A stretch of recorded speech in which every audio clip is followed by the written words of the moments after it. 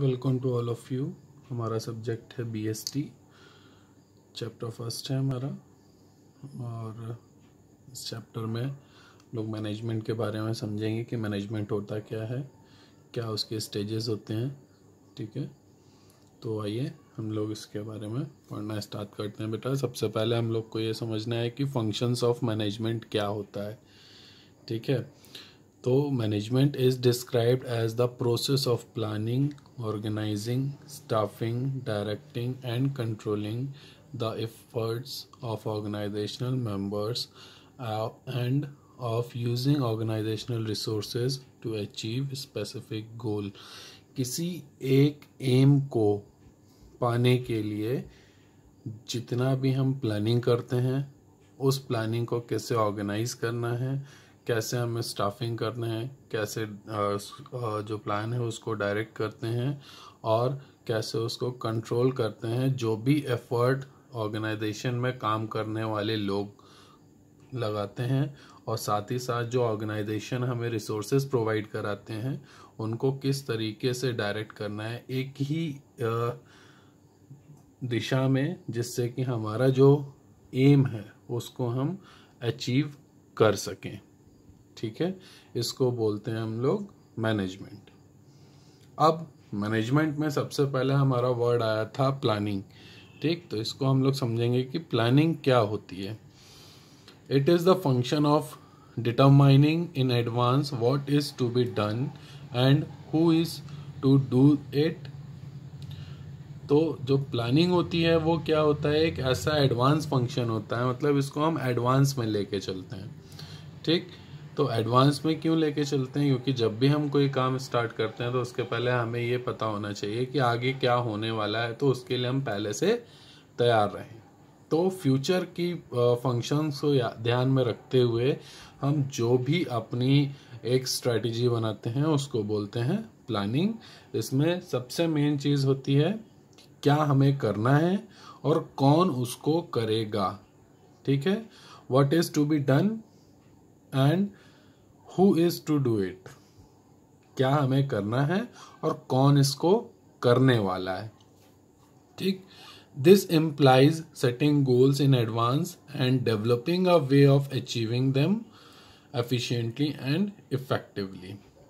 इससे क्या होता है कि जो हमें क्या आसानी होती है, जो हमारा गोल है या एम है उसको सेट करने में आसानी होती है। आप सभी जानते हैं जो हमारा गोल होता है और जो हमारे छोटे छोटे स्टेजेस होते हैं, ठीक, ये अलग अलग होते हैं। एक कोई गोल को अचीव करने के लिए हमें कई तरीके के ऑब्जेक्टिव्स बनाने पड़ते हैं।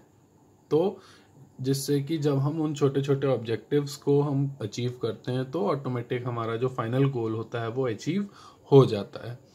ठीक, तो प्लानिंग के थ्रू हम क्या करते हैं कि हम अपना गोल सेट कर रहे हैं और उनको हम कितनी एफिशिएंटली या इफेक्टिवली अचीव करते हैं। Planning can not prevent problems but it can predict them and prepare contingency plans to deal with them if and when they occur। Planning जो होती है, बेसिकली प्लानिंग क्या करता है, कोई भी प्रॉब्लम खत्म नहीं करता है, वो सिर्फ उसके बारे में बताता है कि ये प्रॉब्लम्स हो सकती हैं। और इससे हमें एक फ़ायदा ये होता है कि हम पहले से उन प्रॉब्लम्स को ओवरकम करने के लिए कुछ प्लान्स अपने तैयार रखते हैं, जिससे कि वो प्रॉब्लम आती हैं तो हम उनको अच्छे से डील कर सकें और उस प्रॉब्लम को ख़त्म कर सकें, और नहीं आती है तो वेल एंड गुड है। ज़रूरी नहीं है कि जो प्रॉब्लम हम अपने माइंड में सोच के चल रहे हैं कि आगे चल के ये प्रॉब्लम हो सकती है, हो सकता है वो प्रॉब्लम आए ना, जो हमारी प्लानिंग है वो प्रॉपर हो जाए, और हो सकता है वो प्रॉब्लम आए ना। ठीक है, तो ये था हमारा प्लानिंग। तो प्लानिंग को हमने समझ लिया है कि प्लानिंग क्या होता है। ठीक है, अब नेक्स्ट आता है हमारा सेकेंड वर्ड था ऑर्गेनाइजिंग, जो हमने यहाँ पे पढ़ा था स्टार्टिंग में। तो अब ऑर्गेनाइजिंग क्या होता है।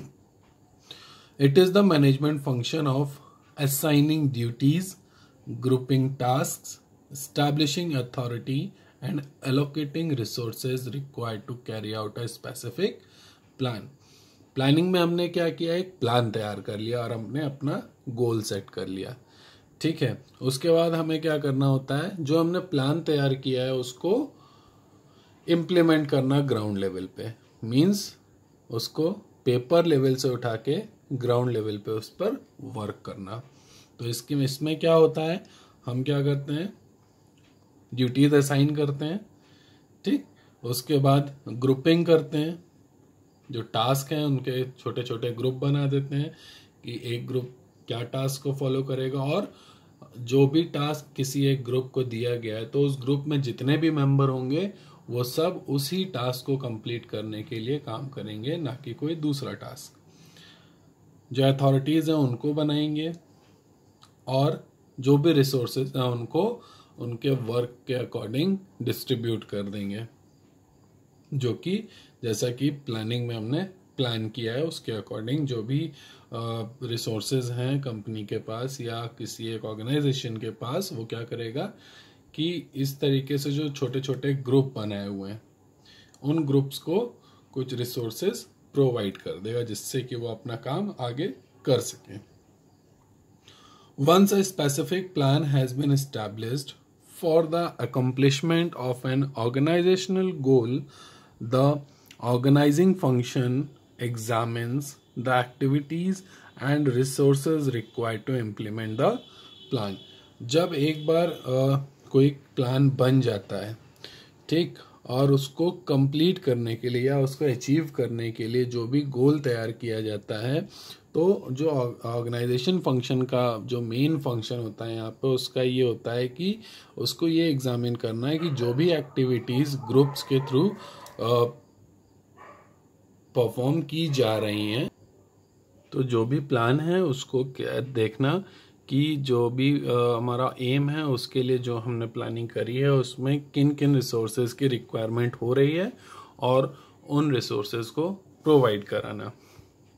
It determines what activities and resources are required. तो ऑर्गेनाइजिंग क्या करता है, जो सेक्शन होता है ऑर्गेनाइजिंग का, उसमें ये मेन इसका काम होता है कि जो भी रिसोर्सेज या एक्टिविटीज रिक्वायर्ड हैं, ठीक है, उनको डिटरमाइन करना। It decides who will do a particular task, where it will be done and when it will be done. तो ऑर्गेनाइजिंग क्या डिसाइड करता है कि जो एक पर्टिकुलर टास्क है उसको कौन करेगा, कैसे किया जाएगा, कहाँ होगा, ठीक। तो ये कौन डिसाइड करता है, ऑर्गेनाइजिंग डिसाइड करता है।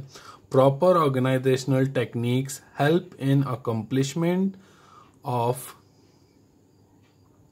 Work and promote both the efficiency of operations and the effectiveness of result. Clear है ये। नेक्स्ट आता है हमारा स्टाफिंग। ऑर्गेनाइजिंग के बाद अब आते हैं हम स्टाफिंग पे। It's simply stated is finding the right people for the right job.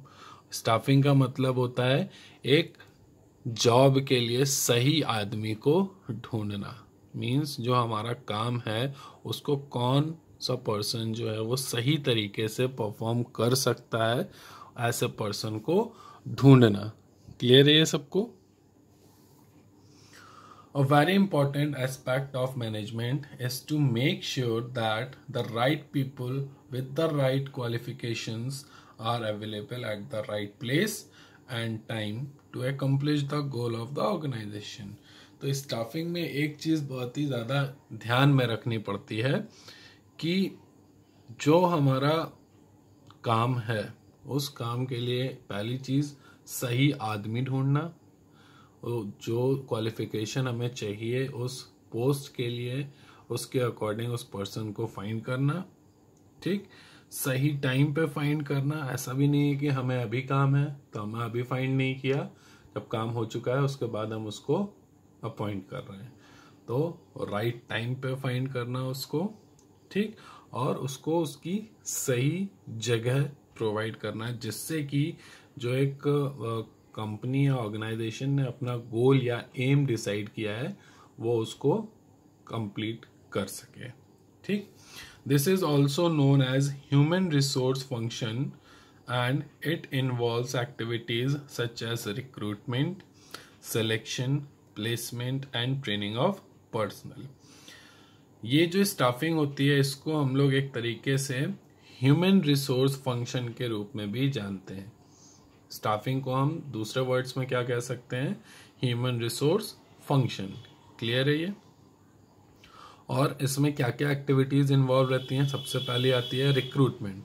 Recruitment का मतलब होता है कि जब हम कोई जॉब प्रोफाइल के लिए एडवर्टीजमेंट निकालते हैं तो उनके लिए कितने एप्लीकेशंस आ रहे हैं, इसको बोलते हैं हम लोग रिक्रूटमेंट। मींस किसी एक स्पेसिफिक जॉब प्रोफाइल के लिए जितने भी एप्लीकेशंस आते हैं कंपनी ऑर्गेनाइजेशन के पास, उसको बोलते हैं रिक्रूटमेंट। उसके बाद होता है सिलेक्शन। तो रिक्रूटमेंट में जितनी भी एप्लीकेशंस आए उनमें से शॉर्टलिस्ट करके हम कुछ कैंडिडेट को सिलेक्ट करते हैं। क्लियर है? उसके बाद आता है प्लेसमेंट। जब हम सिलेक्शन कर लेते हैं शॉर्टलिस्ट करके, उनमें से हम फिर पर्सन्स को प्लेसमेंट देते हैं। प्लेसमेंट देने के बाद उनकी ट्रेनिंग कराते हैं अकॉर्डिंग टू जो भी हमारा वर्क है। क्लियर है ये सबको? तो वर्क के अकॉर्डिंग हम उनको फिर ट्रेनिंग कराते हैं। क्लियर है ये सबको? ठीक है, तो ये हमने 3 पॉइंट आज पढ़े।